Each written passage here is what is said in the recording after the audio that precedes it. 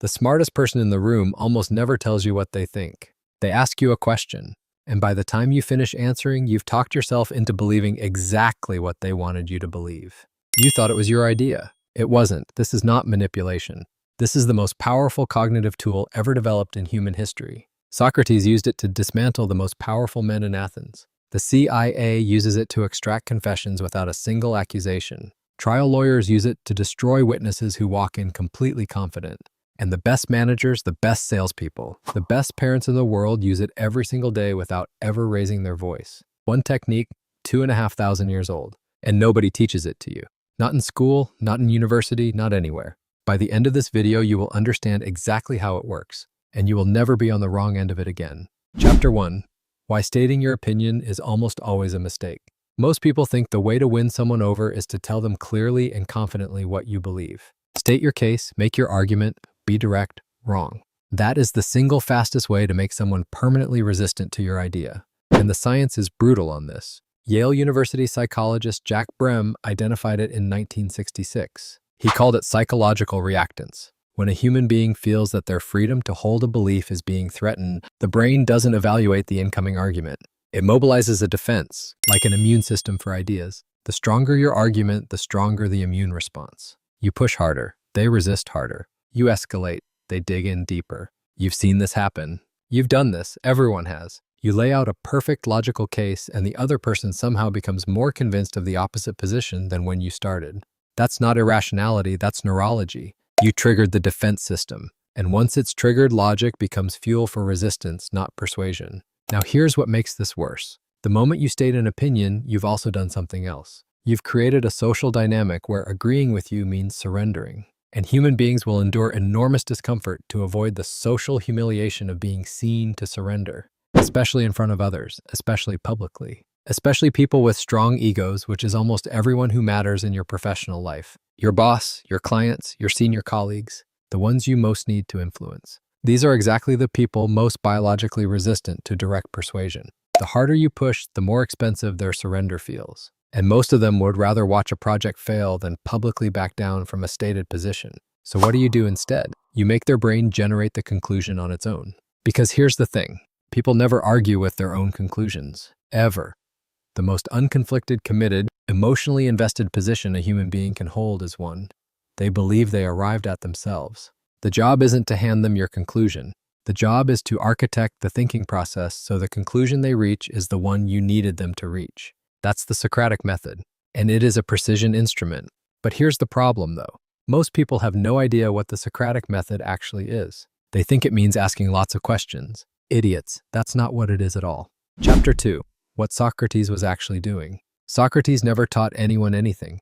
Not a single lesson, not a single lecture. He walked around Athens asking questions, and the most powerful men in the city hated him for it. Generals, politicians, poets, he'd approach them. Ask them to define something they were supposedly expert in. Justice, courage, wisdom. They'd give an answer. He'd ask a follow-up question. They'd refine their answer. He'd ask another question. Within 20 minutes, they'd completely contradicted their original position. In public, in front of their peers, without Socrates ever once stating what he believed. They had him executed for it. That's how threatening the technique was to people in power. But what was he actually doing? Not just asking random questions. That's not the method. The method has a specific architecture, 3 stages, and each stage does something precise to the other person's cognitive process. Stage 1, the opening question. Get them to commit to a general principle they believe is obviously true, something they'd never question, something that feels like common sense. You're not challenging anything yet. You're getting a commitment, a stake in the ground, a position they've now publicly endorsed. Stage 2, the implication question. Ask them what logically follows from the principle they just stated. Don't tell them, ask them. Walk them through the implications of their own stated belief, step by step, each step requiring another small commitment, another small yes, another small endorsement. You're building a chain, each link forged by them, not you. Stage 3, the contradiction reveal. Ask a final question that places their original commitment directly against an implication they've just endorsed themselves. You don't point out the contradiction. You don't say you were wrong. You don't even hint at it. You just ask the question that forces them to see it. And they see it themselves, in their own words, in their own logic, using their own stated principles. You never argued, you never pushed. You just asked questions, and they walked themselves off a cliff they built. Research from Stanford's Persuasion Lab, led by psychologist Zachary Tormala, showed that self-generated conclusions are held with significantly more conviction than externally imposed ones. When a person reaches a conclusion through their own reasoning process, even a guided one, the belief registers as authentically theirs. The brain doesn't tag it as externally influenced. It tags it as self-produced, and self-produced beliefs are extraordinarily resistant to later revision. You haven't just changed their mind. You've made the new belief feel like it was always theirs. That's permanent persuasion, not temporary compliance. But here's the problem, though. The Socratic method only works if you ask the right questions in the right order, and most people don't know what a good question actually looks like. Chapter 3. The anatomy of a question that changes minds. Most people ask terrible questions. They ask leading questions that telegraph the answer they want. The other person sees the trap, resents the manipulation, and doubles down. They ask confrontational questions that feel like accusations. They ask questions so broad and vague that the other person can answer in any direction and the conversation goes nowhere. All of this kills the technique before it starts. A question that changes minds has 4 properties: clean, specific, presupposition-free, and forward-pointing. Let me break each one down. Clean means the question contains no embedded judgment, no loaded language, no tone that signals what answer you're hoping to hear. Most people ask questions like, "Don't you think this plan has some serious problems?" That's not a question. That's a statement with a question mark stapled to the end. The other person immediately feels the judgment embedded in it and their defense system activates. A clean version of the same question is, "What do you see as the main risks here?" Same information sought, zero embedded judgment, totally different cognitive response. Specific means the question targets one precise idea, not 3 ideas bundled together. Not a sprawling concept that requires a 10-minute answer to address. One idea, one point of examination at a time. When questions are too broad, the other person's brain picks the easiest part to answer and the important part never gets addressed. Precision forces precision back. Presupposition-free means the question doesn't assume facts not yet established. Trial lawyers are masters of weaponizing presuppositions. When did you stop beating your wife assumes you did. Most leading questions work the same way. They embed an unproven assumption and force the respondent into a position of either accepting it to answer the question or stopping to challenge the premise. In hostile interrogation, this is a trap. In constructive persuasion, it destroys trust. Keep the question clean of assumptions that haven't been explicitly established first. Forward pointing means the question is oriented toward what happens next. What do you think would happen if? What would need to be true for? How would you approach? These questions engage the brain's perspective cognition system, imagination, prediction, scenario building. When you ask someone to imagine a future scenario, they naturally adopt a perspective inside it. They start to experience the scenario as real. Their emotional responses to that imagined future are genuine emotional responses. This is why the best salespeople don't describe the product. They ask questions that make you imagine your own life with the product in it. You sell yourself. Harvard Business School professor Allison Wood Brooks studied question asking in negotiation and high-stakes conversation contexts. Her research found that people who asked more questions were rated as significantly more likable, more intelligent, and more trustworthy. Not because of what they said, because of what they asked. The questions signal curiosity. Curiosity signals respect. Respect opens the mind, and an open mind is the only mind you can actually influence. But here's the problem, though. Even if you master the question structure, there's a deeper failure mode that kills this whole system before it ever gets started. And almost nobody talks about it. Chapter 4. The ego trap that destroys everything. Here's what nobody tells you about Socratic questioning. It requires you to completely abandon the need to be seen as the smartest person in the room.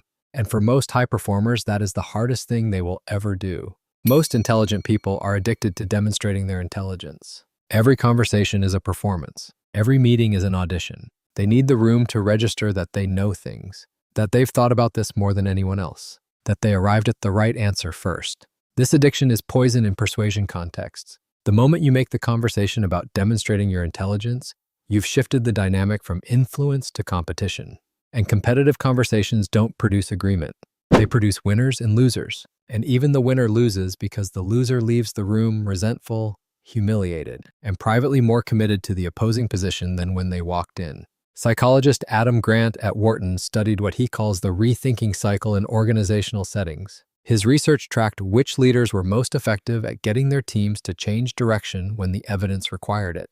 The worst performers were the most confident, the most assertive, the ones who stated their positions most clearly and forcefully. The best performers were the ones who asked the most questions, who expressed the most genuine uncertainty, who demonstrated curiosity rather than authority, who made the people around them feel like their thinking was valued rather than overruled.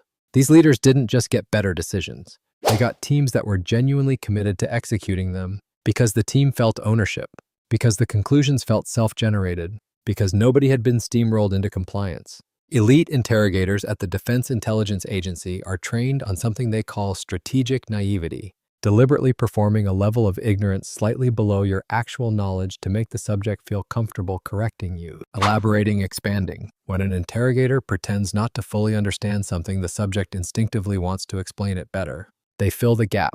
They provide more detail than they intended to. Strategic naivety is not deception.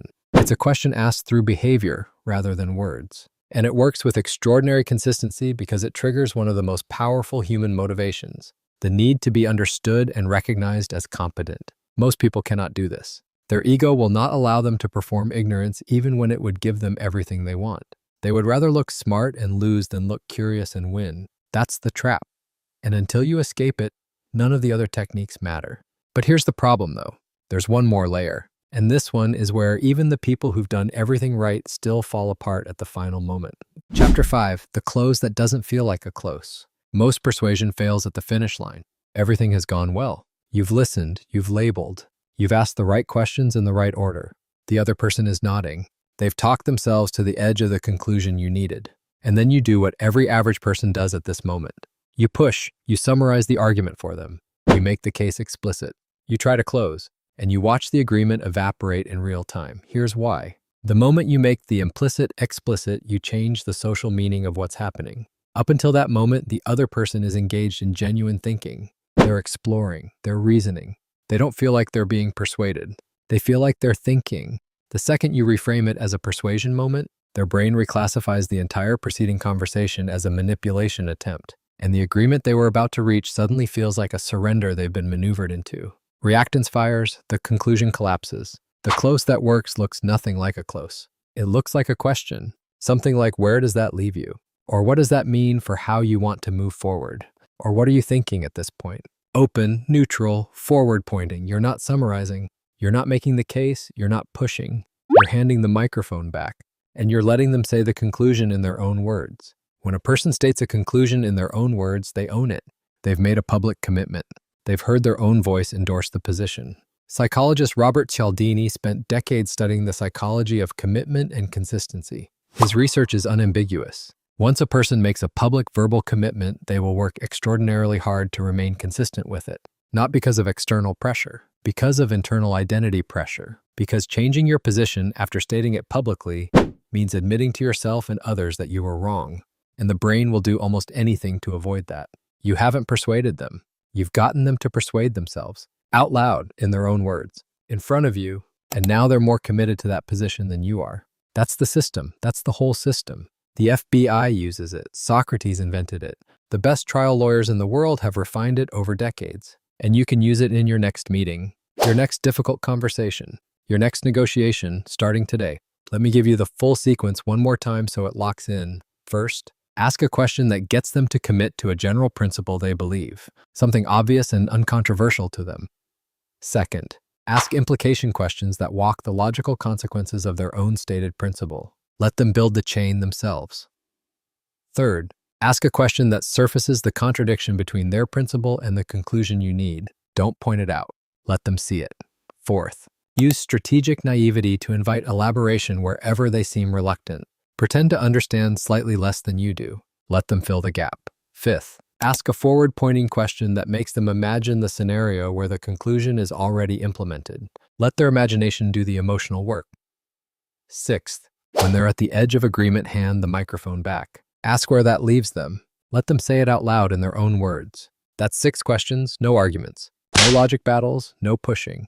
No ego performance. 6 questions. And by the end, they believe the conclusion was their idea from the beginning. Because in the way that actually matters, it was, most people will never use this. Not because it's complicated, because it requires them to be less visible, less loud, and less apparently smart in the short term. And most people would rather lose the argument and look smart than win it and look curious. Those people will keep losing arguments for the rest of their lives. You don't have to.